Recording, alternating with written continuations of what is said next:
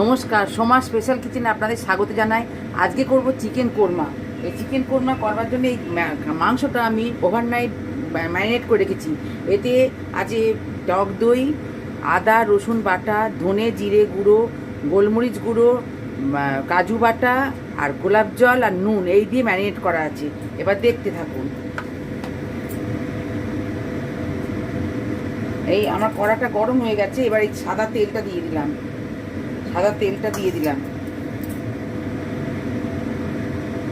তেলটা গরম হয়ে গেছে, আমি এই পেঁয়াজটা বেরেস্তা করে নেবো। বেরেস্তা করে ভেজে নেবো। এই যে পেঁয়াজটা, আচ্ছা এই পেঁয়াজ বেরেস্তাটা আমার হয়ে গেছে। আমি এবার সব তুলে নিচ্ছি। সব।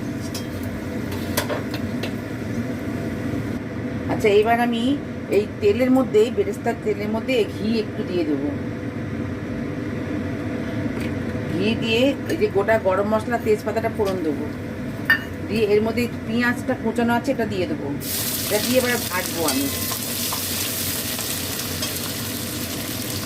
আচ্ছা এটা আমার ভাজা হয়ে গেছে, এবার পেঁয়াজ বাটাটা দিয়ে দিলাম। আর এই চিনিটা দিয়ে দিলাম, চিনিটা দিয়ে এবার কষবো। পেঁয়াজ ভাজাটা হয়ে গেছে, এবার আমি এই ম্যারিনেট করা মাংসটা দিয়ে দিলাম। দিয়ে এবার কষে আমি ঢাকা দিয়ে দেবো। এর মধ্যে কিশমিশটা দিয়ে দিলাম, কিশমিশ আর এই কাঁচা লঙ্কাটা দিয়ে দিলাম। কাঁচা লঙ্কা কিশমিশ দিয়ে এবার গ্যাসটা কমিয়ে ঢাকা দিয়ে দেবো। আচ্ছা এটা আমার এই যে হয়ে গেছে, হয়নি এখনো, এটা আর একটু হবে। এর মধ্যে দুধটা দিয়ে দিলাম আর এই গুঁড়ো দুধটাও দিয়ে দিলাম। গুঁড়ো দুধটা দিয়ে এবার নাড়িয়ে আবার একটু ঢাকা দেবো। আর এই গরম মশলাটা দিয়ে দিলাম, পুরো গরম মশলাটা দিয়ে এবার ঢাকা দেবো।